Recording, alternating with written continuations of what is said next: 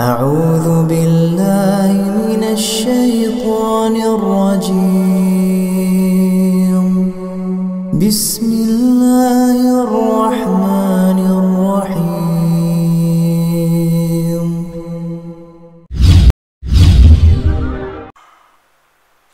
السلام عليكم ورحمة الله وبركاته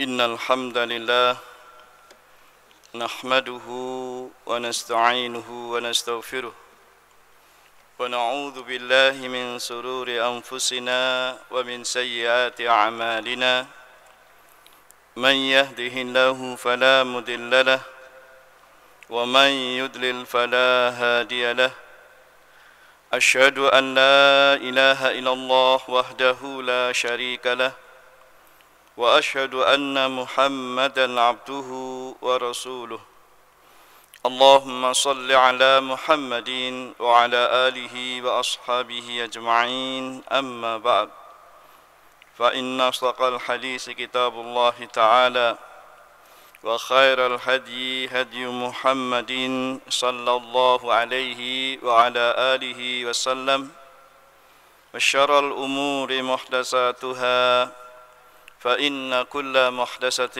بدعة وكل بدعة ضلالة وكل ضلالة في النار أعاذني الله وإياكم من النار. Ma'asyiral muslimin, jamaah salat subuh rahimani wa rahimakumullah. Alhamdulillah, pada kesempatan pagi hari ini kita bersyukur pada Allah Ta'ala, kita masih dimudahkan olehnya untuk bisa menunaikan ibadah salat subuh berjamaah ini, dan semuanya ini tentu atas kemudahan dari Allah Ta'ala kita bisa melakukan semuanya ini, karena sungguhnya tanpa hidayah dan taufiknya, tanpa kekuatan darinya, kita tidaklah mampu berbuat apa-apa termasuk untuk ibadah kepadanya ini. Oleh karena itu, ma'asyiral muslimin, kita bersyukur kepada Allah. Mudah-mudahan dengan selalu mensyukuri nikmat-nikmatnya ini, kita bisa senantiasa diberikan bertambah-tambahnya kenikmatan dari Allah Ta'ala tersebut. Naam, seperti itu. Sehingga ma'asyiral muslimin, pada kesempatan pagi hari ini pula kita akan lanjutkan pelajaran kita. Kalau pada pertemuan lalu kita telah selesaikan pada bab yang ketiga dari Kitabul Jami' yang kita ambil dari bagian terakhir dari kitab Bulughul Maram min Adillatil Ahkam. Kemudian pada pertemuan lalu juga sudah kita sampaikan bahwa kita akan sedikit mempelajari yang lain, yaitu masalah ahkamul janaiz, hukum-hukum seputar jenazah. Karena perkara ini penting dan sering terjadi di sekitar kita, yang namanya peristiwa kematian. Maka tentunya sebagai seseorang muslim, apabila ada saudara kita yang meninggal dunia, tentu dituntut atas kita semua, bahkan wajib hukumnya bagi kita semua untuk berusaha merawat jenazah tersebut semampu kita. Dan biasanya ma'asyiral muslimin, jika ada kematian di sekitar kita, kebanyakan di antara kita menyerahkan semua itu hanyalah kepada seseorang yang biasa dipanggil Pak Mutin atau Bu Mutin, ya, sehingga kita tidak mampu dan tidak tahu harus berbuat apa ketika ada kematian di tengah keluarga kita misalnya, atau tetangga kita, atau yang lainnya. Padahal ma'asyiral muslimin, ilmu tentang masalah perawatan jenazah ini adalah dalam bahasa Jawa sering diistilahkan dengan ilmu katon, ilmu yang nampak, kelihatan jelas dan bisa dipelajari, sehingga kita pun bisa merawatnya, bisa melaksanakan kewajiban merawat jenazah tersebut, sesuai dengan kemampuan kita, sehingga tidak hanya bersandar kepada orang-orang tertentu. Tapi kita semua bisa melakukannya. Karena itu pada pertemuan lalu telah disebutkan pembahasan tentang apa yang seharusnya kita lakukan tatkala melihat seseorang yang sakit menampakkan tanda-tanda dia akan meninggal dunia. Sampai kemudian dia dipastikan meninggal dunia, apa yang harus dilakukan? Oleh karena itu, barakallahu fikum, pada kesempatan pagi hari ini kita masih akan melanjutkan permasalahan tersebut, yaitu pada pembahasan tentang ba'da khurujir ruh. Nah, apa yang seharusnya dilakukan setelah ruh benar-benar terlepas atau keluar dari jasad seseorang. Dengan kata lain, apa yang harus kita lakukan apabila kita melihat adanya peristiwa kematian di hadapan kita. Apakah peristiwa itu menimpa salah seorang anggota keluarga kita, atau tetangga kita, atau saudara-saudara dan teman-teman kita, atau yang lainnya. Ma'asyiral muslimin, maka dalam perkara ini para ulama menjelaskan, termasuk yang disebutkan oleh Syekh Muhammad Nasiruddin Al-Albani rahimahullah dalam kitab Ahkamul Janaiz beliau, ya, dengan penjelasan yang sangat rinci dan luas sekali. Namun pada kesempatan ini kita akan bawakan secara ringkas saja, yaitu yang kita akan ambil pembahasannya dari kitab Al-Mulakhas Ahkamil Janaiz, ringkasan hukum-hukum seputar jenazah, karya salah seorang dari guru kami, yaitu Syekh Abu Abdurrahman Abdullah bin Ahmad Al-Iryani Al-Yamani hafidhallahu ta'ala. Yakni kitab ini merupakan ringkasan dari kitab Ahkamul Janaiz yang diambil banyak dari kitab Ahkamul Janaiz karya Syekh Muhammad Nasiruddin Al-Albani rahimahullah ta'ala dan juga sumber-sumber yang lainnya. Taib. Ba'da khurujir ruh, setelah keluarnya ruh, apa yang harus dilakukan?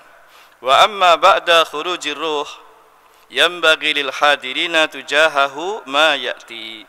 Kata Syekh hafizallahu ta'ala, adapun setelah dipastikan keluarnya ruh atau telah meninggalnya seseorang, maka sepantasnya bagi orang-orang yang hadir di sekitarnya atau yang menyaksikan peristiwa tersebut untuk melakukan beberapa perkara sebagai berikut. Yang pertama, ma'asyiral muslimin, iqmadu ainayil mayyit idza kanata syakhadataini. Yang pertama adalah hendaknya menutup kedua mata mayit, menutup kedua mata jenazah apabila kedua matanya tersebut nampak terbuka atau terbelalak. Iya. Nah, seperti itu. Maka apabila ada iya, barakallahu fikum. Apabila ada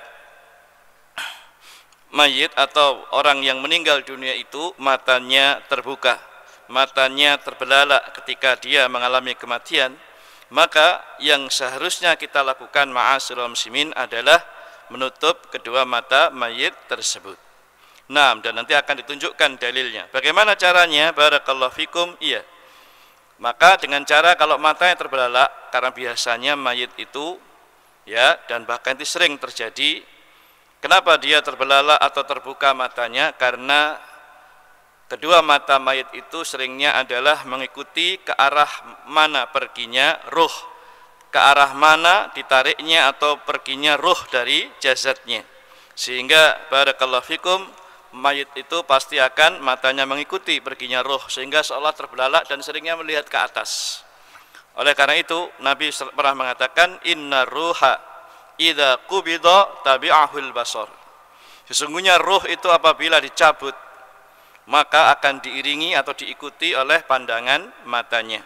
Ya, sehingga seringnya mayit itu akan mati atau meninggal dunia dalam keadaan terbuka kedua matanya. Maka ketika hal itu terjadi, yang harus segera kita lakukan adalah kita menutup kedua mata mayit tersebut. Dengan cara apa? Yaitu dengan ditekankan begini. Misalnya, ya, kita ambil telapak tangan kita dari atas dahi, kemudian kita tekan, ya, sambil menutupkan kedua mata mayit tersebut dan ditahan. Ya, beberapa saat, kemudian kita tarik ke bawah. Sehingga dengan begitu insyaallah ta'ala akan menutup. Lebih-lebih kalau baru saja meninggal dunia, maka akan hal itu lebih mudah lagi, ya. Sekali lagi dengan cara letakkan telapak tangan kita di atas, ya, wajahnya, dari atas dahinya, kemudian ditekan sedikit sambil digerakkan ke bawah sehingga insyaallah ta'ala kedua matanya akan tertutup. Dan tentang masalah ini Al-Imam An-Nawawi rahimahullah ta'ala menyebutkan dalam kitab beliau, yakni kitab Al-Majmu' Syarah Al-Muhadzab, yaitu fikih dari mazhab Imam Syafi'i, Ya, maka beliau mengatakan bahwa perkara ini merupakan perkara yang merupakan ijma' para ulama, disunahkan hal tersebut, yaitu menutup kedua mata mayit. Akan ditunjukkan nanti dalilnya. Yang kedua adalah ad-du'a lil mayyit inda taghmidihi. Mendoakan jenazah tatkala sambil menutup kedua matanya tersebut. Iya. Jadi ketika kita mendoakan jenazah, ketika kita menutup kedua matanya dengan telapak tangan kita, ya, maka bersamaan dengan itu hendaknya kita mendoakannya dengan doa-doa kebaikan. Dan tentunya mendoakan jenazah tidak hanya itu saja, tapi banyak dalam keadaan apapun. Namun pada saat yang demikian ini lebih khusus, maka kita doakan kebaikan. Taib, dua perkara ini ma'asyiral muslimin, yaitu berdasarkan dalil dari sebuah hadis dari Ummu Salamah, yaitu salah seorang istri Nabi SAW radhiyallahu taala anha, sebagaimana disebutkan dalam Sahih Muslim. Ya, ketika beliau bercerita tentang kematian suami beliau ini, Ummu Salamah, pada saat beliau melihat suaminya yang pertama yaitu Abu Salamah meninggal dunia, beliau menceritakan, qalat, beliau berkata, dakhala Rasulullah sallallahu alaihi wasallam ala Abi Salamata. Rasulullah sallam masuk menemui jenazahnya Abu Salamah. Wa qad syaqqa basaruhu fa aqmadahu. Maka ketika Rasulullah masuk menemui jenazah Abu Salamah, saat itu kedua matanya Abu Salamah dalam keadaan terbelalak atau terbuka lebar. Ya, sehingga kemudian beliau menutupkan kedua matanya Abu Salamah tersebut. Setelah itu, thumma qal, lalu Rasulullah bersabda, inna ruha idza qubida tabi'ahul basar. Sesungguhnya ruh itu apabila dicabut, maka akan diikuti atau diiringi dengan pandangan matanya. Maka mendengar hadis ini, fadajja nasun min ahli, maka menjerit atau berteriak histeris sambil menangis orang-orang yang ada di sekitar jenazah Abu Salamah tersebut. Faqala, kemudian melihat itu Rasulullah SAW bersabda, la tada'u ala anfusikum illa bi khair. Janganlah kalian mendoakan ya kejelekan atas diri kalian, atau janganlah kalian berdoa atas diri kalian kecuali dengan doa-doa kebaikan. Kenapa? Fa innal malaikata yu'minuna ala ma taqulun. Karena sesungguhnya para malaikat yang hadir ketika itu akan mengaminkan apa saja yang kalian ucapkan, yaitu berupa doa-doa atau perkataan apa saja. Kalau berupa kebaikan ataupun keburukan akan diaminkan oleh para malaikat yang hadir di sekitarnya. Karena itu hati-hati, janganlah kita mengucapkan apapun berupa kejelekan pada saat hal itu terjadi. Maka setelah itu, thumma qal, setelah itu Rasulullah berdoa atau mendoakan Abu Salamah yang baru saja meninggal itu. Kata beliau, Allahumma ighfir li Abi Salamata, ya Allah, ampunilah Abu Salamah. Warfa' darajatahu fil mahdiyin, tinggikanlah derajatnya, angkatlah derajatnya di kedudukan orang-orang yang terpuji. Wahlufhu fi aqibihi, dan gantilah ya untuk keluarga yang ditinggalkannya. Wa fi riwayatin fi tarikatihi, yaitu berikanlah ganti yang lebih baik terhadap keluarga yang ditinggalkannya fil ghabirin. Ya, na'am. Waghfir lana walahu ya rabbal alamin, dan ampunilah juga kami serta dia wahai rabbul alamin. Wafsah, wa fi riwayatin ausi' lahu fi qabrihi wa nawwir lahu fihi. Luaskanlah kuburnya dan terangilah cahaya di dalam kuburnya. Maka itulah di antara doa Nabi SAW kepada Abu Salamah radhiyallahu taala anhu. Maka ini adalah doa-doa kebaikan pada saat mayit atau orang yang meninggal itu baru saja meninggal dunia. Maka berdasarkan hadis yang mulia ini, ma'asyiral muslimin, Al-Imam An-Nawawi rahimahullahu taala beliau mengatakan, fihi dalilun ala istihbabi iqmadil mayyit wa ajma'al muslimun. Di dalam hadis ini terdapat dalil, yaitu disunahkannya menutup kedua mata mayit apabila mayit meninggal dunia dalam keadaan terbelalak atau terbuka matanya tersebut. Naam. Ya, dan para ulama telah sepakat dalam perkara ini tentang disunahkannya hal tersebut. Qalu, mereka mengatakan, wal hikmatu fihi an la yakbuha man daruhu lau turika ikmaduhu. Maka hikmah dari perintah atau disunahkan untuk menutup kedua mata mayit yaitu agar tidak nampak jelek kalau dilihat orang. Ya, seandainya dibiarkan saja matanya tersebut dalam keadaan tidak tertutup alias terbuka. Iya, antum perhatikan ma'asyiral muslimin, jenazah atau mayit itu kalau dibiarkan matanya terbuka, terus keluarganya atau teman-temannya atau tetangganya melihatnya, tentu akan menimbulkan ketakutan atau nampak jelek keadaan si mayit tersebut. Karena itulah barakallahu fikum yang sepantasnya kita lakukan pada saat itu apa? Yakni menutup kedua mata mayit tersebut. Naam, seperti itu. Sehingga ma'asyiral muslimin, ini adalah perkara yang harus kita perhatikan. Iya, kenapa demikian? Hal ini dijelaskan ma'asyiral muslimin karena banyak di antara kaum muslimin sendiri tatkala keluarganya meninggal dunia, mereka tidak tahu apa yang harus dilakukan. Ya, ketika melihat keluarganya meninggal, lantas mereka disibukkan dengan rasa sedih, disibukkan dengan dia hubungi keluarganya sana sini, ya, dan juga disibukkan dengan tangisan dan seterusnya. Ya, sehingga mayitnya dibiarkan begitu saja, matanya pun dibiarkan terbelalak terus atau terbuka terus. Nah, ya, sampai berjam-jam dibiarkan begitu tanpa ditutup. Ini tentu ya akan menjadikan keadaan si mayit lebih jelek lagi. Karena itu hendaknya kita tutup kalau ada hal itu terjadi. Seperti itu. Dan caranya sebagaimana yang telah disebutkan tadi.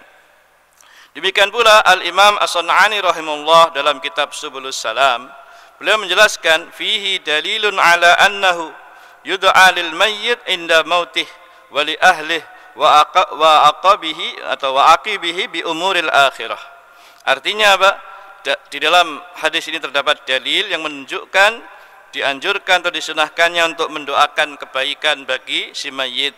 Demikian pula kebaikan untuk keluarga yang ditinggalkannya, ya, dan supaya mereka diberikan ganti ya dengan keadaan yang lebih baik lagi. Naam, seperti itu. Demikian pula Imam An-Nawawi dan juga para ulama yang lain juga menjelaskan hal yang demikian. Sekali lagi, pertama yang harus kita perhatikan pada saat seseorang benar-benar meninggal dunia, lihat bagaimana keadaan kedua matanya. Jika dalam kondisi tertutup, walhamdulillah, ya. Tapi jika dalam kondisi terbuka atau terbelalak matanya, maka hendaknya kita menutupinya atau menutupnya, ya, sebagaimana disebutkan tadi. Barakallahu fikum. Selanjutnya, barakallahu fikum, ya, selain menutup mayit kemudian mendoakan si mayit tersebut, kemudian yang ketiga adalah yaitu syaddu lahyati al-mayyit idza da'atil hajah. Artinya apa? Hendaknya mengikat rapat dagu ya si mayit apabila hal itu dibutuhkan. Artinya apa? Kalau kita melihat mayit tersebut dalam kondisi mulutnya terbuka, mulutnya menganga atau dalam kondisi terbuka gitu ya. Ya, begitu. Maka yang harus kita lakukan adalah dagunya mayit supaya enggak terbuka dan hendaknya tertutup, maka diikat di sini dengan kepalanya, ya, dengan menggunakan kain atau dengan menggunakan sobekan kain atau apa saja. Maka hendaknya diikat supaya mulutnya dalam kondisi tertutup rapat, tidak dalam kondisi terbuka sebagaimana mata tadi. Ya, kalau mata dengan cara ditekankan dengan telapak tangan kita. Adapun untuk menutup mulut maka dengan mengikat dagunya dengan bagian atas kepalanya begini, ya, diikatkan demikian rupa.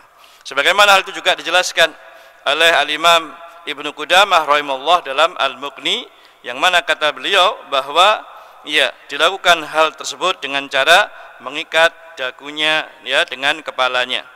Iya, seperti itu. Kenapa demikian? Karena barakallahu fikum, ya, kata beliau, li'annal mayyit idza kana maftuhul ainaini wal fami falam yughammadu hatta yujarrida baqiya maftuhan fayaqbuhu mandaruhu wala yu'minu dukhulul hawami fihi wal ma'i waqta ghuslihi. Artinya apa? Kata beliau, karena mayit apabila dibiarkan matanya terbuka atau mulutnya dalam kondisi terbuka, maka ya dalam kondisi tidak tertutup sampai misalnya bajunya dilepasi dan sebagainya, terus dalam kondisi mulutnya terbuka, matanya terbelalak dan sebagainya, maka itu akan menampakkan kejelekan, atau ya dalam kondisi mayit akan nampak jelek, nampak tidak bagus untuk dipandang dan sebagainya, bahkan menakutkan.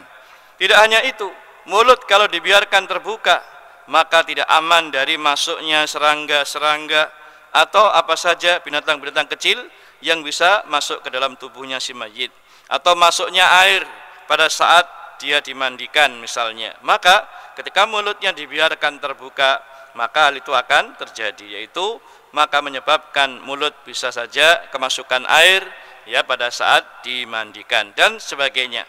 Maka inilah diantara beberapa hikmah ya tentang masalah ini. Akan tapi perlu diperhatikan ma'asyiral muslimin, masalah perkara ini yaitu apa, mengikat dagu si mayit ya, atau menutup mulutnya supaya tidak terbuka. Yang demikian ini dari sisi dalil tidak ada dalil yang menunjukkan hal tersebut. Namun para ulama sepakat hal itu disyariatkan, hal itu disunahkan dengan tujuan-tujuan yang telah disebutkan tadi. Sehingga dalam perkara ini Syekh Muhammad bin Shalih Al-Utsaimin rahimahullah, beliau juga mengatakan seperti dalam majmu' fatwa beliau, syaddu lihyatil atau lihyail mayyit wa talyinu mafasilahu lam yarid fihi dalilun wa innama dzikrahul fuqaha atau wa innama dzakarahul fuqaha rahimahullah lianna fi syaddil lahya ini hifdzul mayyit min baqa'i famihi maftuhan wa dar'an an tashwihi wajh wa talyinul mafasil liyashula ghuslahu wa taqfinahu. Kata beliau rahimahullah ya, bahwasannya mengikat dagunya mayit serta melunakkan tulang-tulang si mayit atau merapatkan badannya, maka yang demikian tidak ada dalil atau tidak ada keterangan secara khusus dari dalil-dalil Quran maupun hadis yang menunjukkan hal tersebut. Hanya saja para fuqaha, para ahli ilm, para ulama menyebutkan yang demikian itu karena ya atau merapatkan dagunya atau menutup dagunya tersebut adalah untuk menjaga mayit agar tidak dalam kondisi terbuka mulutnya, dan juga untuk mencegah yaitu menjadikan wajahnya itu nampak jelek ya. Demikian pula yang lain, dirapatkan tangannya, kakinya dan sebagainya adalah agar lebih mudah pada saat memandikan jenazahnya ataupun untuk mengafaninya, seperti itu. Sehingga barakallahu fikum, ini perlu untuk diperhatikan ya. Jadi pada saat terjadi jenazah yang perlu kita lihat bagaimana keadaan jenazah tersebut, yaitu dengan kita menutup kedua matanya apabila terbuka, ataupun kemudian juga merapatkan dagunya, menutup ya mulutnya supaya tidak terbuka dengan cara diikat dagunya dan kepalanya.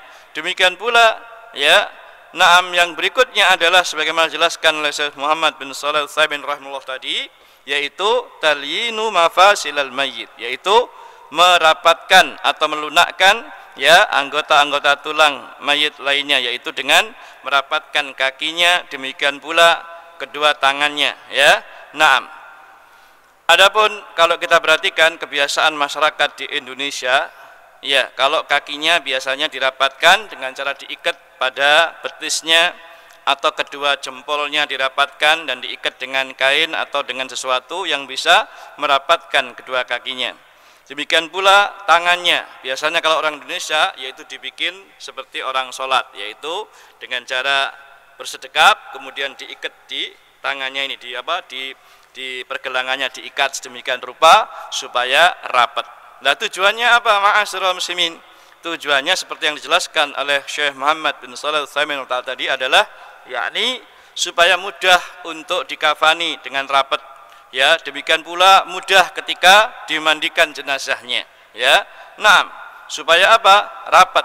Beda kalau seandainya ma'asyiral muslimin dibiarkan misalnya misalnya kita lihat ada jenazah yang tangannya begini atau kakinya membentang atau ya kangkang begitu ya, kemudian wajahnya, mulutnya terbuka, matanya terbelalak, terus dibiarkan, maka hal itu akan menyulitkan ketika dikafani atau menyulitkan ketika dimandikan dan sebagainya ya. Oleh karena itu ketika baru saja meninggal, yang lebih bagus adalah kita rapatkan posisi kakinya ya. Demikian pula kedua tangannya mau dibikin posisi dengan cara bersedekap gini boleh, atau kalau kebiasaan di kalangan bangsa Arab di Yaman atau di Saudi dengan cara dirapatkan badannya begini ya. Tidak dibikin begini tapi begini. Dirapatkan dengan tubuhnya sambil diikat segini ya.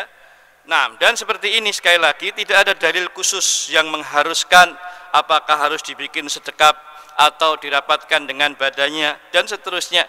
Maka tidak ada dalil yang mengkhususkan harus begini atau begitu. Nah, beda dengan kebanyakan orang Indonesia ya, biasanya kebanyakannya adalah dengan cara adatnya atau kebiasaannya dengan bersedekap. Maka tidak ada masalah mau dibikin posisi sedekap atau dibikin lurus dengan tubuhnya begini dirapatkan. Yang jelas tujuan utamanya adalah agar mudah untuk dimandikan dan juga mudah untuk dikafani ya. Sekali lagi tidak ada dalil khusus dalam masalah ini harus begini atau begitu, tapi yang jelas dirapatkan ya. Boleh bersedekap tidak ada masalah, boleh tidak sedekap juga tidak masalah ya.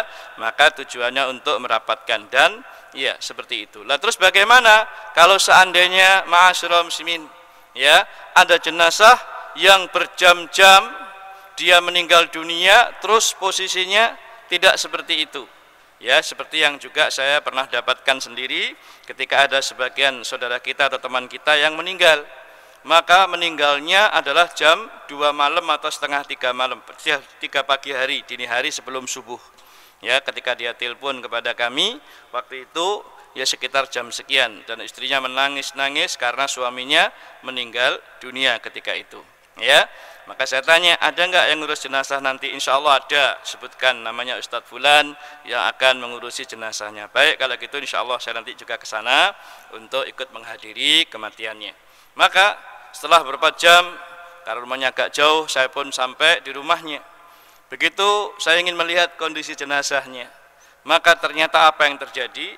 Jenazah itu masih dalam kondisi terbelalak matanya, terbuka mulutnya, dan posisinya seperti yang disebutkan tadi begini ya, dari tangannya ke atas, kakinya terbuka lebar sedemikian rupa, dan jenazahnya juga masih pakai baju, masih pakai sarungnya dan sebagainya karena meninggal pada saat itu ya. Sehingga ma'asyiral muslimin, saya tanya kenapa jenazahnya kok dibiarkan seperti ini? Ternyata keluarganya tidak tahu apa yang harus dilakukan, sehingga dibiarkan apa adanya dan semuanya diserahkan sambil menunggu datangnya Pak Mutin ataupun orang yang dianggap bisa mengurusi jenazahnya.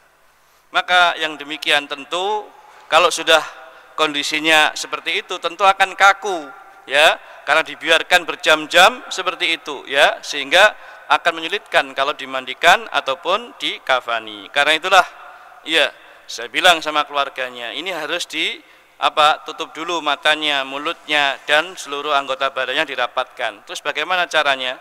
Ya, tidak perlu kita menunggu-nunggu Pak Mutin atau yang lain. Maka kita suruh dengan cara apa? Kalau sudah kaku seperti itu, ambil air panas ya, atau godok air kemudian sampai panas, kemudian campurkan dengan sedikit air dingin, air hangat tadi, kita celupkan kain, semacam kain begitu ya.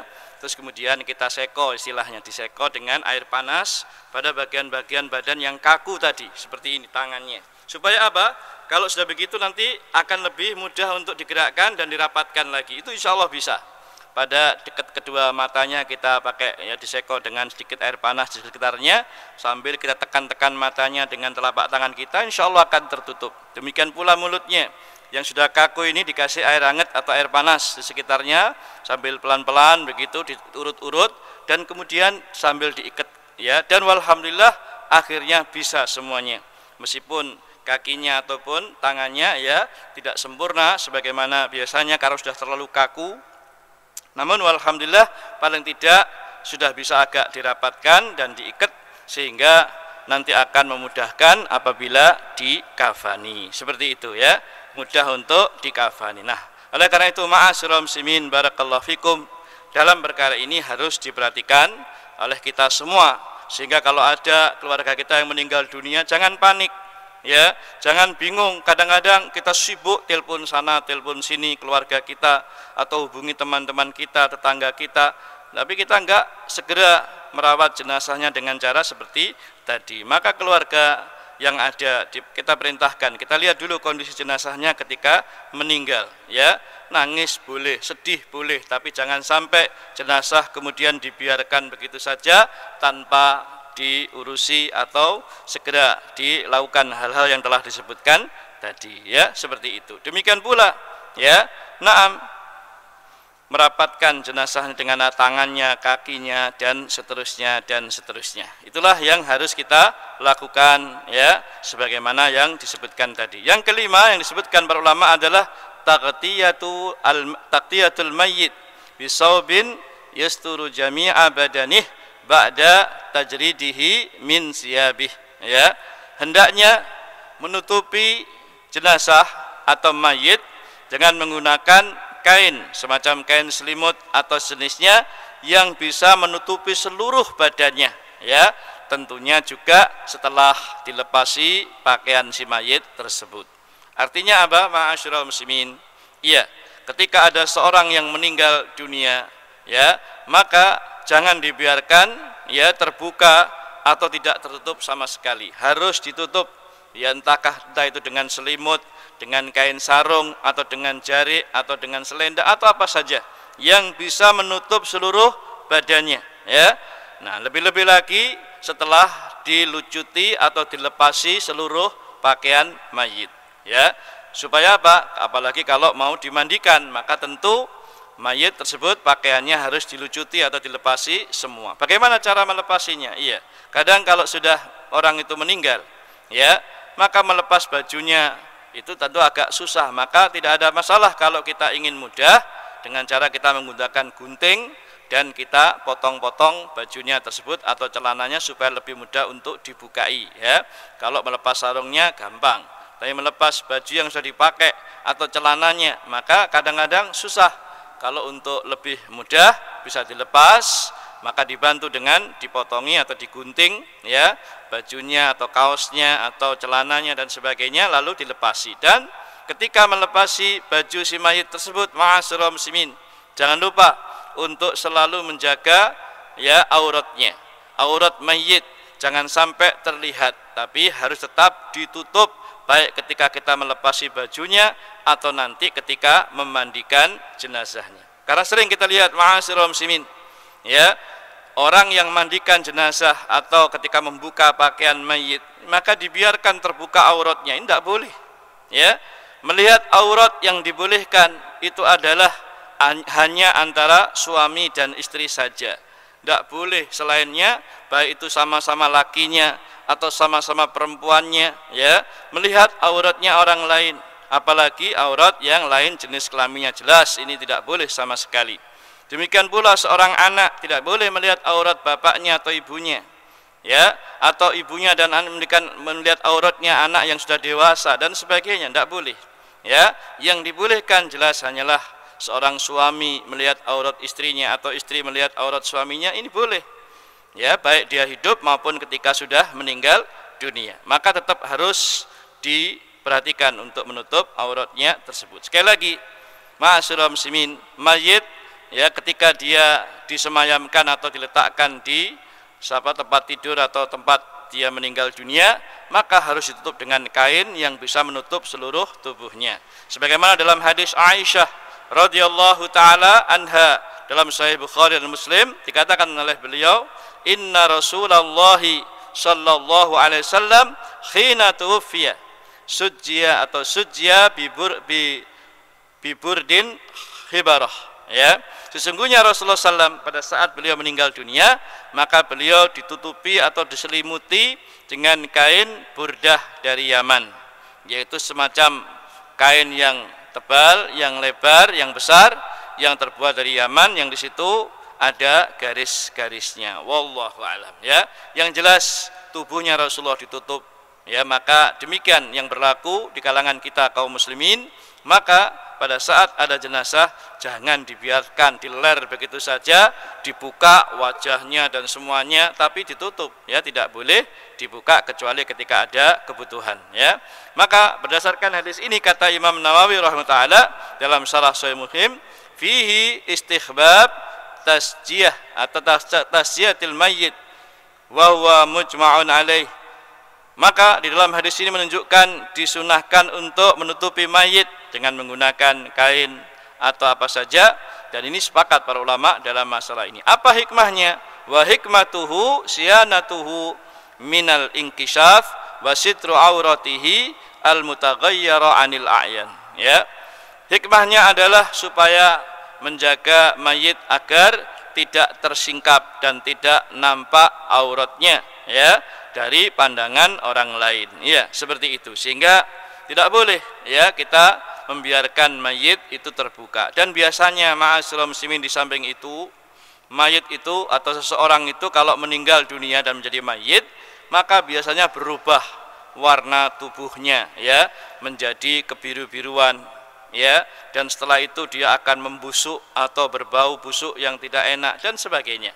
Makanya supaya tidak nampak kelihatan jelek kondisinya dan keadaannya ketika dia mati, maka harus ditutup dengan menggunakan kain ya, dan untuk menjaga kehormatannya, kemuliaannya baik tatkala dia masih hidup maupun tatkala sudah meninggal, seperti itu. Sehingga tetap harus dijaga kebaikannya dan kehormatannya. Wallahu a'lam. Bahkan Syalbani rahimahullahu taala juga menyatakan hal seperti itu ya. Naam, ditutupi yang demikian itu adalah kata beliau wa hada fi ghairi man mata muhriman, dan ditutup jenazahnya dengan tutupan rapat seperti itu adalah pada orang yang meninggal dunia selain orang yang mati dalam keadaan berihram. Kenapa? Fa ammal muhrimu fa innahu la yughti ra'sahu wa wajhahu.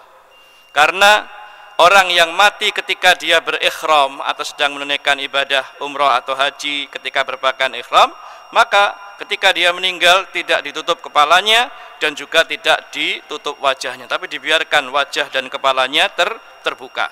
Berdasarkan hadis Ibnu Abbas ya, tentang orang yang sedang ihram atau sedang melakukan ibadah haji kemudian meninggal karena terjatuh dari ontanya, lantas terinjak-injak oleh ontanya sendiri sehingga dia mati. Maka setelah adanya orang ini meninggal, kata Nabi, wala tuhammiru ra'sah ya, maka orang tersebut janganlah ditutup kepalanya tapi dibiarkan terbuka. Ini khusus bagi orang yang meninggal dalam kondisi ketika sedang ihram atau menunaikan ibadah haji dan umrah dengan pakaian ihramnya tersebut. Adapun yang selain itu ya, meninggal dunia secara umum, maka wajib ditutup semuanya, baik ketika disemayamkan di tempat tidurnya atau tatkala nanti ditanam dalam kuburnya, tetap dalam kondisi tertutup semua tubuhnya dari atas hingga bawah, tidak boleh dibuka dan ditampakkannya kecuali yang meninggal ketika ihram. Kemudian ma'asyiral muslimin ya, yang lainnya lagi adalah raf'ul mayyit anil ard, hendaknya meletakkan jenazah di tempat yang tinggi, yaitu di amben atau di meja yang panjang, atau di tempat tidur, atau di kursi ditata demikian rupa yang panjang. Tidak boleh dibiarkan dan diletakkan mayit di lantai atau di bawah ya. Kenapa? Al-Imam Ibnu Qudamah menjelaskan ya, karena hal itu akan lebih cepat untuk merusak atau membuat busuknya jenazah kalau diletakkan di bawah ya. Tapi kalau diletakkan di atas seperti di tempat tidur atau di suatu papan yang luas dan panjang adalah untuk lebih menjaga agar jenazah tidak cepat rusak, tidak cepat membusuk. Wallahu a'lam bishawab. Nah, kemudian berikutnya lagi adalah yakni al-i'lam bimautil mayyit, memberi pengumuman ya, memberi pengumuman terhadap kematian seseorang.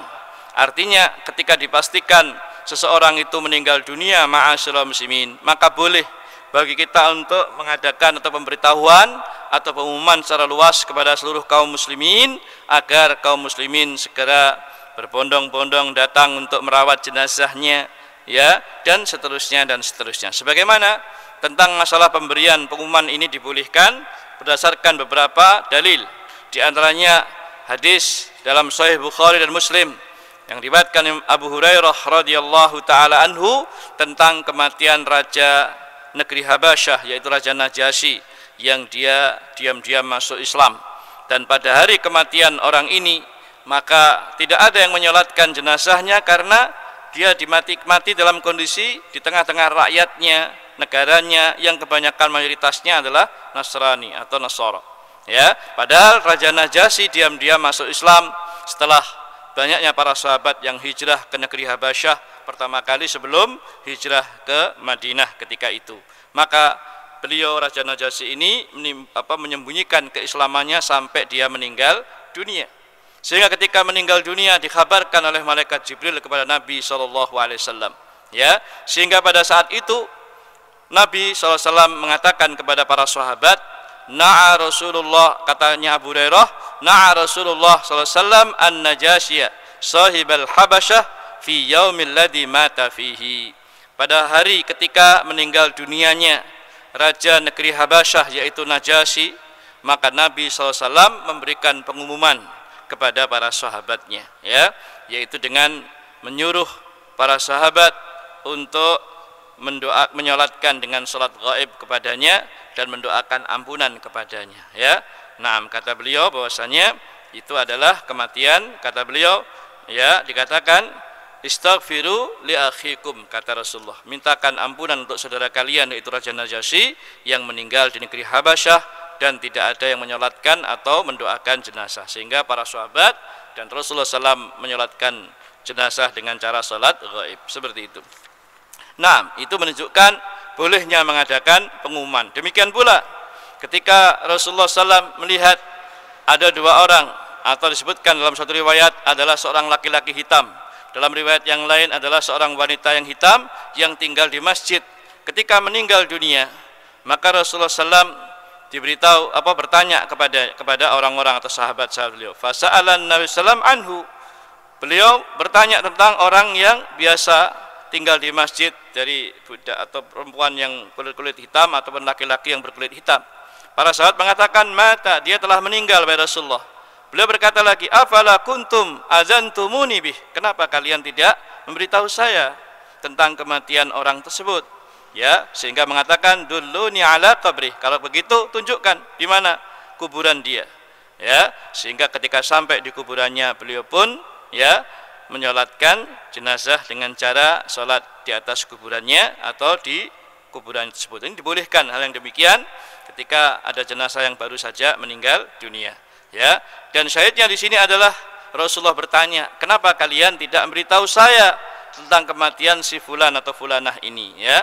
Nah, dan beliau para sahabat juga menyebutkan alasan-alasan karena meninggalnya di malam hari, di waktu yang sangat dingin sekali, sehingga para sahabat pun sungkan untuk membangunkan Rasulullah atau memberitahu kematian orang tersebut. Nah, seperti itu. Sehingga ma'asyiral muslimin, hal ini penting, memberitahukan kematian jenazah dengan tujuan supaya kaum muslimin berbondong-bondong datang untuk takziah ataupun untuk takziah dalam arti menghibur keluarganya yang mengalami musibah.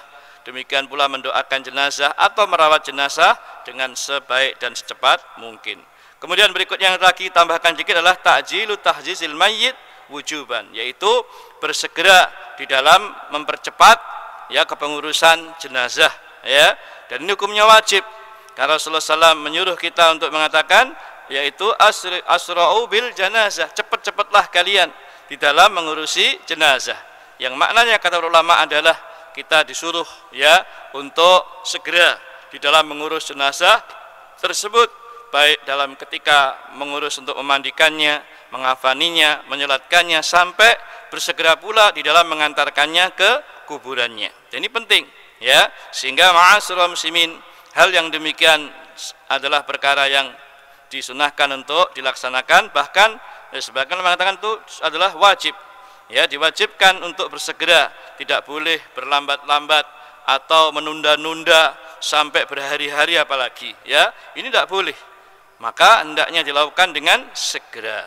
Bahkan orang yang meninggal di suatu negeri, meskipun itu bukan negeri asalnya, terkadang tidak boleh untuk dipindah ke negeri yang lain, dalam rangka untuk melaksanakan wasiat Rasulullah asra'u bil janazah, yaitu atau asri'u bil janazah, ini dengan cepat-cepatlah kalian, asri'u bil janazah, cepat-cepatlah kalian di dalam mengurus jenazah ini. Nah, maka dengan cara cepat, ya, segera di dalam kita menyolatkannya, memandikannya, mengkafaninya, ya, dan seterusnya seperti yang disebutkan dalam dohirnya hadis tersebut sebagaimana penjelasan para ulama, ya, dan seterusnya. Yang terakhir juga yang penting untuk kita lakukan ketika kita melihat adanya jenazah ini adalah al-mubadaratu bi qada'i dainil mayyit, yaitu keluarganya diperintah untuk bersegera di dalam melunasi hutang-hutang si mayit, ya, karena pernah Rasulullah SAW tidak mau menyolatkan jenazah seseorang yang masih punya tanggungan hutang sampai ada salah seorang anggota keluarganya yang menjamin bahwa dia akan membayar hutangnya. Maka setelah itu barulah Rasulullah mau menyolatkan jenazah, ya, karena apa? Beliau diperlihatkan kuburan orang tersebut dipenuhi dengan api, ya, dikarenakan sebab banyak sekali tanggungan hutang yang ada padanya. Karena itu ma'asyiral muslimin, kita tidak boleh meremehkan urusan hutang piutang, ya, karena akan menjadikan sesuatu yang menunda masuknya seseorang ke dalam surga dikarenakan masalah hutang hingga diselesaikan urusannya meskipun di akhirat nanti. Karena itu perhatikan baik-baik, ketika ada yang meninggal dunia, kita suruh keluarganya untuk segera melunasi hutang-hutangnya atau keluarga kita sendiri dan sebagainya dan sebagainya. Demikian pula, ya, al-mubadaratu bi tanfidi wasiatul mayyit, bersegera untuk melaksanakan atau menunaikan wasiat, ya, mayit. Kalau mayit punya wasiat, ya, apa? Selama wasiat itu tidak bertentangan dengan syariat agama, maka segera dilaksanakan. Wallahu alam, ya. Dan yang terakhir, wujubul ihdad ala zaujatil mayyit. Ketika ada seorang meninggal dunia, laki-laki atau suami, maka kepada istrinya diperintah untuk melaksanakan yang namanya ihdad. Ihdad itu apa? Masa berkabung bagi seorang istri tatkala suaminya meninggal dunia. Berapa lama? 4 bulan 10 hari. Ya, perhatikan, ya, masa berkabung bagi seorang wanita ketika ditinggal mati suaminya itu adalah yakni selama kurang lebih 4 bulan 10 hari, ya, sebagaimana disebutkan dalam hadis-hadis yang menunjukkan hal tersebut, ya. Nah, sebagaimana Rasulullah bersabda, la yakhillu li imra'atin tu'minu billahi wal yaumil akhir an tahidda ala mayyitin fawqa salas illa ala zaujin fa innaha tuhiddu alaihi arba'ata ashurin wa ashra. Tidak halal bagi seorang wanita atau istri yang beriman kepada Allah dan iman pada hari akhir, ya, untuk dia berkabung terhadap orang yang meninggal, ya, lebih dari 3 hari kecuali terhadap suaminya, ya. Kalau kita ada saudara kita, anak kita, ya, meninggal dunia, keluarga bapak ibu kita meninggal dunia, maka masa berkabung nggak boleh lebih dari 3 hari. Ya, cukup 3 hari saja kalau itu dilakukan. Tapi terhadap istri atau terhadap suami yang meninggal, maka tidak boleh dilakukan kecuali yaitu ihdadnya, masa berkabungnya 4 bulan 10 hari. Dan selama masa berkabung sebagaimana juga masa, yaitu masa masa selain ihdad juga ada istilah yaitu masa bagi wanita yang tinggal mati atau dicerai dan sebagainya itu, ya, maka kalau ada suaminya meninggal selama 4 bulan 10 hari itu tidak boleh dia berhias, menampakkan kecantikan atau melakukan akad nikah dengan, ya, suami yang lain sampai selesai masa ihdadnya, masa berkabungnya tersebut. Dan ini termasuk juga dari masa pada saat baginya untuk melakukan, ya, seperti tadi. Wallahu alam. Inilah beberapa hal yang terkait dengan apa yang sepantasnya dilakukan seseorang ketika ada peristiwa kematian atau meninggal seseorang seperti yang disebutkan tadi. Hendaknya kita menutup matanya jika terbuka, merapatkan anggota badannya dan mengikatnya supaya mudah dimandikan dan dikafani, dan juga hal-hal perkara lain. Wallahu alam bis-shawab. Ini saja dulu ma'asyiral muslimin pelajaran kita tentang permasalahan ini. Mudah-mudahan bermanfaat dan inilah sepantasnya yang harus kita lakukan. Selebihnya insyaallah nanti pembahasan berikutnya akan kita sampaikan pada pembahasan yang akan datang insyaallah, terutama berikutnya akan kita siapkan bagaimana mempersiapkan kain kafan untuk jenazah, bagaimana mempersiapkan alat-alat pemandiannya, dan bagaimana cara memandikan dan mengafani jenazah, dan seterusnya. Insya Allah nanti akan kita sampaikan pada pertemuan-pertemuan berikutnya untuk lebih ringkas dan mudah untuk ini. Barakallahu fikum.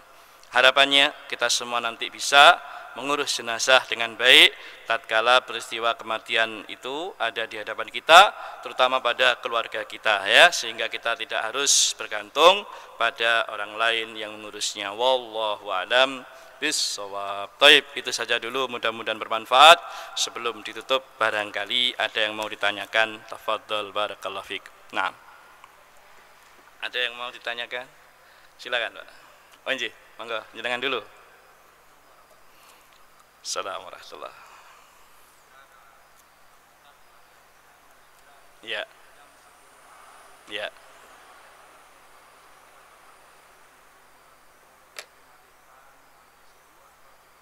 Baik, barakallahu fikum. Ini ada yang bertanya terkait dengan orang yang meninggal dunia di malam hari. Iya, barakallahu fikum. Maka sebagaimana keumuman perintah Nabi tadi, asri'u bil janazah, segeralah, cepat-cepatlah ngurus jenazah. Maka dalam perkara ini boleh kita misalnya kalau menginginkan untuk segera dimandikan pada malam hari ataupun segera dimakamkan di malam hari, tidak ada masalah.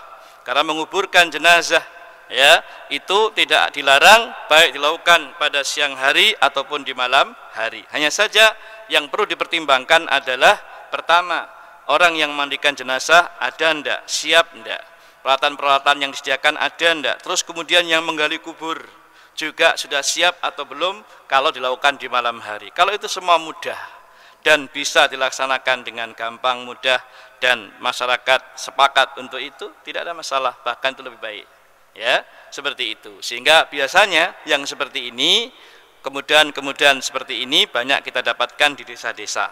Kalau di kota biasanya agak rumit, karena apa? Nanti harus menyiapkan penggali kuburnya siap apa tidak, kan gitu. Kalau malam hari kadang mereka tidak mau atau sudah istirahat, sehingga harus tertunda besok paginya. Kalau seperti itu, nah tidak ada masalah ya. Apakah mau dimakamkan di malam hari, dimandikan di malam hari, atau cukup dimandikan saja kemudian dikafani lalu disolatkan, adapun menguburkannya menunggu kesiapan ya yang menggali kubur. Nah, kalau tidak bisa siap malam hari boleh dilaksanakan di pagi atau siang hari, nggak ada masalah seperti itu ya. Tapi kalau kemudian ya, nah bisa dilaksanakan seketika itu juga di malam hari, baik itu memandikannya, mengafaninya, menyolatkannya hingga menguburkannya sekalipun, tidak ada masalah. Ya, paman saya meninggal dunia di desa di Ngawi, ya, atau ibu bule saya dikuburkan pada tengah malam, meninggalnya sekitar ba'da isya, ya, kemudian jenazah dimakamkan sekitar jam 11 malam, ya, dikarenakan sudah siap semuanya, ya, di desa mudah ngurusnya, ya, sehingga barakallahu fikum maka dilaksanakan dengan cepat. Sampai saya sendiri dari Surabaya menuju ke desa nggak nututi, sampai sana sudah dimakamkan, ya, tidak ada masalah, ya, karena para keluarga sepakat untuk melaksanakan sunnah Nabi SAW, yaitu perintah untuk bersegera cepat-cepat dalam mengurus jenazah tersebut.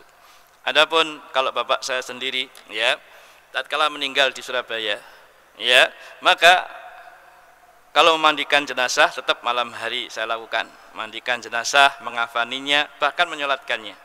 Adapun menguburkannya ternyata tidak ada kesiapan dari penggali kuburnya, karena itu kita di perumahan, nggak ada yang, dan juga masyarakat atau petugasnya sudah pulang dan sudah istirahat, terpaksa tunda pagi hari, sehingga jam 7 pagi alhamdulillah sudah selesai, sehingga setengah 8 sudah bisa kita kuburkan. Nah, seperti itu. Tapi di malam hari sudah kita selesaikan semua, yaitu begitu meninggal segera kita mandikan, kita kafani, kemudian kita sholatkan sekalian. Kalau menyolatkannya boleh berulang-ulang, siapapun yang datang ke rumah, ya, mayit, kemudian menyolatkan jenazahnya baik satu orang, dua orang berjamaah atau berulang-ulang dalam pelaksanaan dengan setiap kali rombongan datang menyolatkan, nggak ada masalah seperti itu. Wallahu a'lam, baik di rumah maupun di masjid. Jadi seperti itu, semua tergantung kondisi dan situasi serta kesiapan masyarakat sekitar di dalam mengurus dan percepat jenazah tersebut. Yang penting jangan sengaja ditunda-tunda, apalagi saya nunggu anaknya sing neng Jakarta, nunggu anaknya sing neng Kalimantan, datangnya baru sehari penuh. Wah, ini tidak boleh seperti itu ya, sehingga harus disampaikan pentingnya untuk mempersegera. Kalaupun mereka datang terlambat, nggak masalah, tidak harus melihat jenazahnya ya, tapi nanti bisa mendoakan di kuburannya atau di lain tempat dan seterusnya. Wallahu a'lam. Jelas nggih? Barakallahu fikum. Nah, silakan. Ya. Tayyib, barakallahu fikum. Syalbani rahimallahu taala menyebutkan bahwa memberikan pengumuman hal itu ada dua macam ya. Pengumuman ya yang seperti tujuannya adalah untuk mengumpulkan kaum muslimin agar segera mengurus jenazah mayit, itu boleh sebagaimana disebutkan tadi dalil-dalilnya.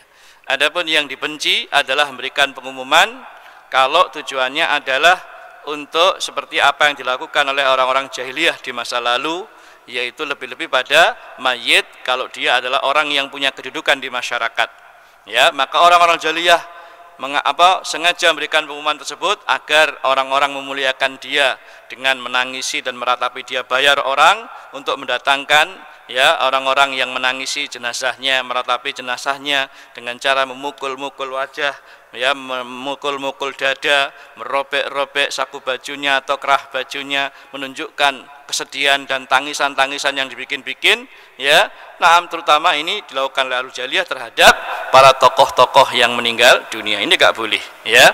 Termasuk juga dalam perkara ini disebutkan oleh Syalbani rahimahullah adalah jika memberikan pengumuman di masjid-masjid, karena masjid bukanlah tempat untuk menyampaikan kematian dan sebagainya, tetapi tempat untuk azan, sholat dan sebagainya, terutama kalau menggunakan semacam pengeras suara, karena pengeras suara di masjid itu tidak dipakai kecuali untuk azan ya. Sehingga dalam perkara ini Syalbani ta'ala berpendapat ya, memberikan pengumuman melalui pengeras suara corong di masjid ya, ini adalah dimakruhkan atau perkara yang dibenci, bahkan tidak ada contoh wallahi. Kalau Rasulullah SAW menyampaikan pengumuman di hadapan para sahabat yaitu tanpa pengeras suara, meskipun di masjid tidak ada masalah ketika berjamaah berkumpul ya.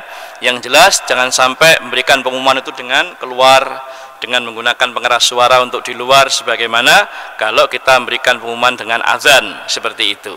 Tapi kalau pengumuman yang sifatnya para jamaah supaya tahu ya, bahkan mereka bisa takziah ataupun yang lain, tidak ada masalah ya, meskipun di masjid tetapi tanpa pengeras suara yang sampai keluar sebagaimana azan. Wallahu a'lam. Nah, seperti itu yang dibenci. Wallahu a'lam. Ya. Taib, ini ada pertanyaan lagi terkait dengan melepas tali-tali jenazah, termasuk tali pocong ketika mayit ditanam dalam kuburnya. Apakah ini boleh atau tidak boleh atau bagaimana? Nanti insya Allah pembahasan masalah ini ada pada tempatnya. Namun berhubung ada yang bertanya lebih dahulu, taib, tidak ada masalah dijawab. Intinya barakallahu fikum ma'asyiral muslimin ya, jenazah yang dikafani maka hendaknya diikat dengan menggunakan tali-tali ya, untuk merapatkan supaya talinya kain jenazahnya tidak terlepas, yang 3 lembar itu ya, tidak terlepas, terutama ketika digotong atau diangkat ke pemakamannya. Maka supaya enggak lepas dikasih tali temali, baik itu di bagian kakinya, di kepalanya atau di pocongnya ya, kemudian di bagian tubuhnya, dan jumlahnya pun tidak ditentukan harus berapa, semua sesuai dengan kebutuhan. Dan tidak ada dalil khusus yang menjelaskan oh talinya jumlahnya harus sekian, tidak, tapi bebas sesuai dengan kebutuhan. Kalau 3 dirasa cukup ya tidak ada masalah, kalau kurang kita bikin 4 atau 5 atau lebih, tidak ada masalah. Yang jelas fungsi daripada tali-tali tersebut adalah untuk mengikat kain kafan agar tidak terlepas ketika jenazah dibopong atau diangkat ke pemakaman ya. Adapun kalau sudah ditanam dalam kubur ya, dalam liang lahatnya, dan mau ditutup dengan papan dan sebagainya, maka apakah tali-tali tersebut dilepas atau tidak?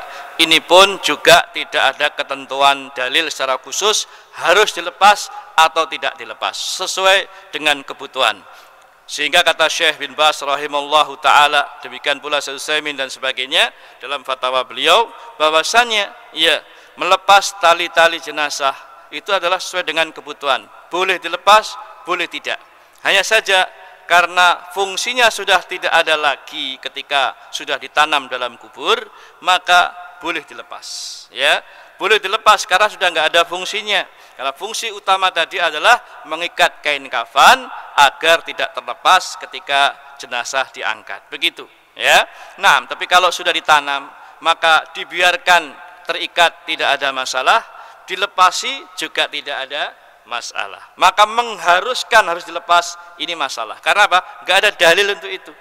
Ya, kalau seorang mengatakan harus dilepasi, terutama pocongnya terlepas, kemudian wajahnya ditempelkan dengan tanah, dikasih tanah, atau ini tidak ada contoh, ya, mengharuskan seperti itu. Dan ini kebiasaan masyarakat kita demikian. Padahal Nabi SAW tidak mengajarkan. Ingat, wajah dibuka, ya, bagi mayit itu hanya khusus untuk muhrim, yaitu orang yang meninggal dunia ketika sedang berpakaian ihram untuk menunaikan ibadah haji ataupun umroh. Maka ketika meninggal wajahnya dibuka, ya, kepalanya dibuka, tidak boleh tutup dengan kain, karena dia hanyalah dikafani dengan dua kain ihramnya tersebut tanpa ditutup kepalanya, seperti itu. Tapi kalau mayit yang meninggal dunia secara umum, ya, tidak sedang haji, tidak sedang umroh, maka harus tertutup rapat. Maka dalam perkara ini tali-talinya mau dilepas boleh, tali pocongnya dilepas boleh, atau tidak juga tidak masalah, ya. Adapun keyakinan sebagian orang, engko nek tali pocongnya terutama enggak dilepas, engko jadi memedi, jadi pocong, ya, itu tidak benar seperti ini, ya. Ini keyakinan yang tidak jelas, ya. Barakallahu fikum. Sehingga para ulama mengatakan boleh dilepas, boleh tidak, atau dibiarkan saja, karena memang fungsi utamanya tadi adalah supaya ketika diangkat tidak terlepas. Maka ketika sudah ditanam, sudah dikubur di yang lahat, maka fungsi ikatan tadi sudah nggak ada lagi, maka boleh dilepas, boleh tidak. Wallahu a'lam. Jelas nggih? Nah, ada lagi? Oh ya, silakan.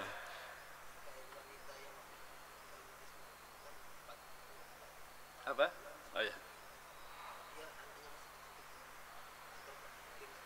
Ya.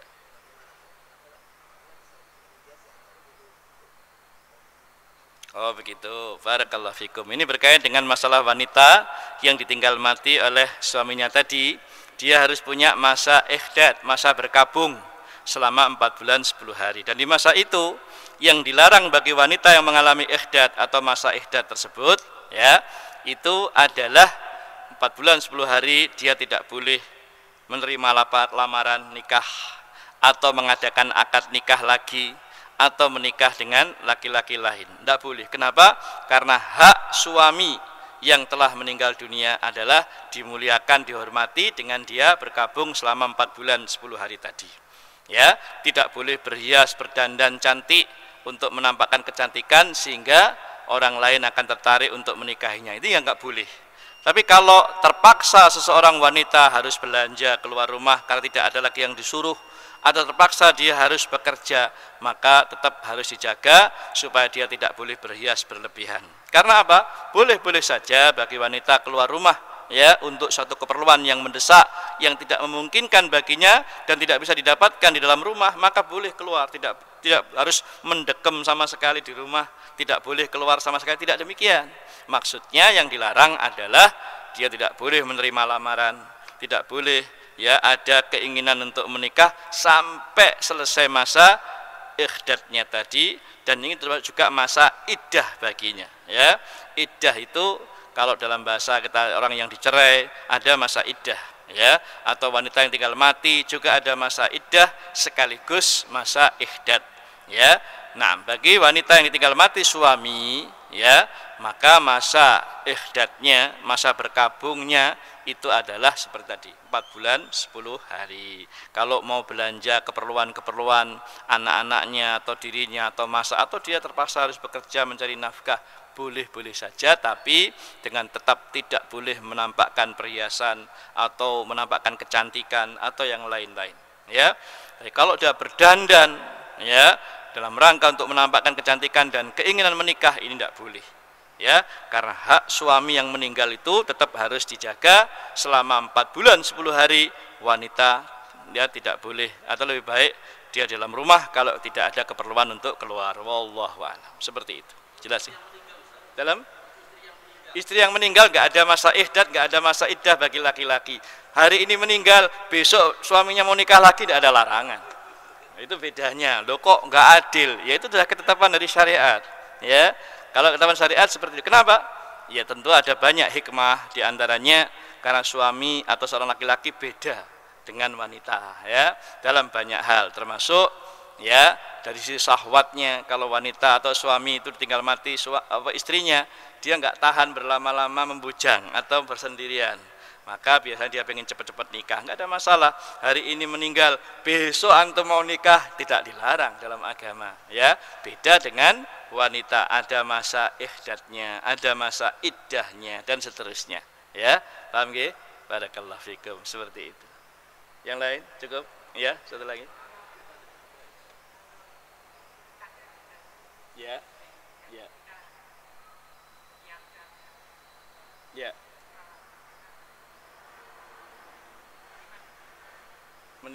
Tetangga muslim meninggal, kita nyiapkan. Terus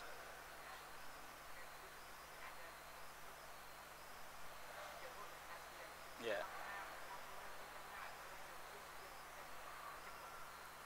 Taib, barakallahu fikum, ya. Kalau ada tetangga kita, misalnya orang Yahudi, orang Kristen atau orang kafir pada umumnya, kalau dia sakit, ya, kalau sakit boleh dijenguk kalau dengan punya tujuan. Tujuannya adalah salah satunya kita harapkan keislamannya. Kita mengajak dia, ya, di akhir-akhir masa hayatnya itu kalau dia ada tanda-tanda kematian, kita ajak kepada Islam, ya, kita tawarkan Islam kepadanya. Maka yang demikian boleh kalau kita punya tujuan seperti itu. Maka menjenguk kepada orang non muslim yang sakit tidak ada masalah jika kita bisa mengajaknya dan punya harapan supaya dia mau kembali atau masuk ke dalam Islam. Dan mudah-mudahan seperti yang dilakukan Rasulullah ketika ada seorang anak Yahudi yang biasa membantu Rasulullah, ya, di rumahnya atau terkadang sering berbuat baik, maka ketika dia sakit Rasulullah menjenguknya, lalu ditawarkan kepadanya Islam. Dan anak Yahudi itu melirik atau melihat kepada bapaknya yang di sekitarnya, maka bapaknya mengangguk dan ikuti Abul Qasim, yaitu Nabi Muhammad SAW. Maka ketika itu dia bersyahadat dan masuk Islam. Setelah itu Rasulullah keluar dari tempatnya dia, setelah masuk Islam dia mati.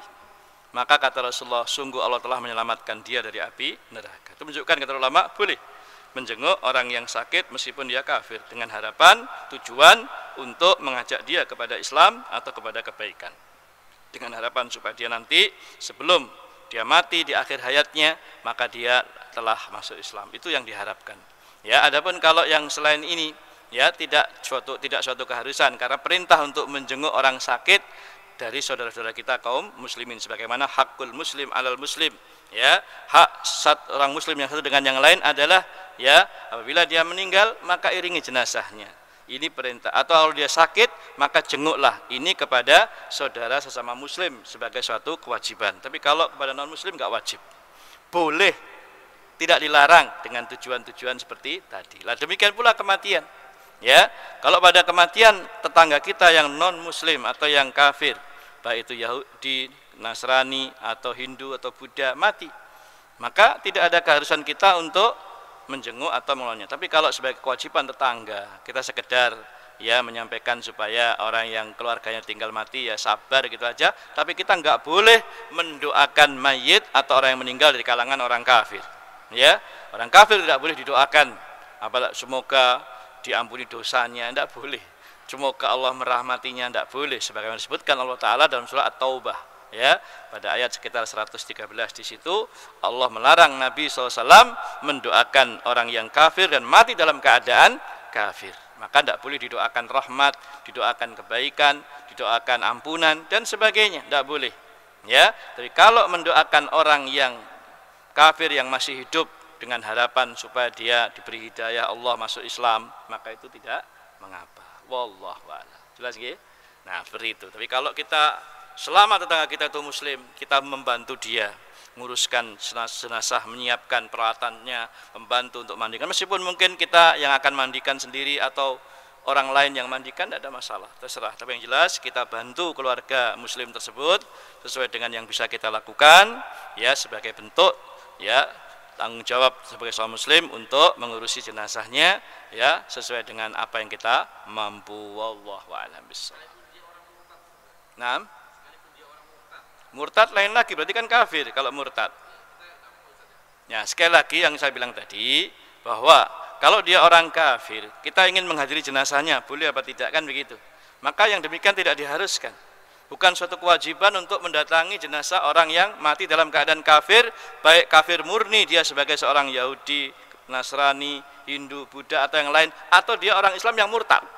Jadi kan dia kafir, entah dia. Nah, makanya kalau tadi antum katakan kalau belum meninggal boleh kita datangi, ya, biarpun dia murtad, kan murtad itu berarti kan dia asalnya Islam, kemudian dia masuk agama lain, kan begitu, murtad kan. Nah, kalau dia masih sakit belum meninggal, kita boleh menjenguknya, sekali lagi boleh, tapi dengan tujuan yang disebutkan tadi.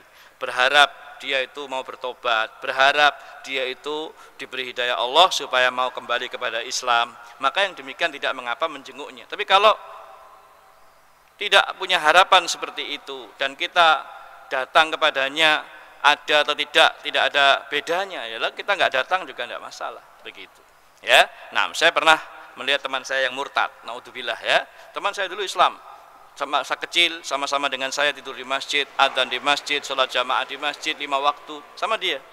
Tapi ketika dia menikah dan dewasa, dia katut sama orang Nasrani, akhirnya murtad, naudzubillah. Sampai ketika menjelang wafat, keluarganya datang lagi pada saya, katanya masnya yang sakit karena kecelakaan itu berharap supaya saya datang untuk kembali kepada Islam dia. Akhirnya saya datangi, saya ajak dia pada Islam, dia mau bersyahadat. Dia pengen, dia bisa, dia masih bisa, dan ketika mendengar adzan selalu menangis, dia teringat masa-masa remajanya dulu.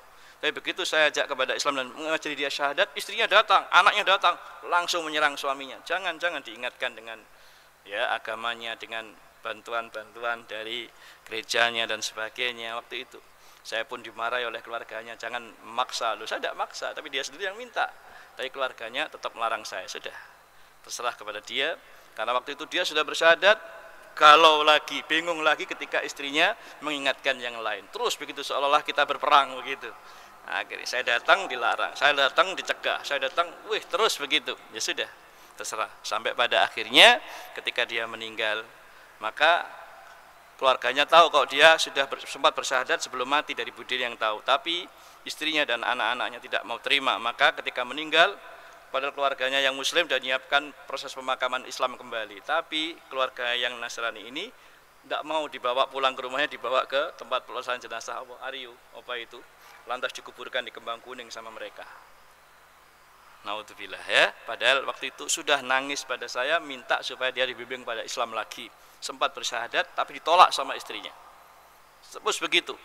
Saya serahkan sama Allah Ta'ala, bagaimana kondisi dia yang terakhir saya tidak tahu, ya, karena dia sempat bimbang ketika itu. Wallahu a'lam. Makanya di sini kalau kita ada harapan dia mau masuk Islam, boleh menjenguknya untuk mengajaknya kembali kepada Islam dan mendakwahinya, ya, semampu kita. Kalau tidak masalah. Wallahu a'lam. Yang jelas kewajiban menjenguk orang yang sakit ataupun mengurus jenazah itu secara khusus adalah sesama muslim. Adapun yang selain Islam secara hukum asal tidak wajib, tapi boleh dengan tujuan-tujuan tertentu. Wallahu a'lam. Nah, sampai situ ya, sudah siang. Itu saya dulu. Kalau ada yang lain bisa ditanyakan nanti setelah ini. Wallahu a'lam. Kita akhiri. Subhanakallah bihamdik, asyhadu an la ilaha illa anta, astaghfiruka wa atubu ilaik. Walhamdulillah. Assalamualaikum warahmatullahi wabarakatuh.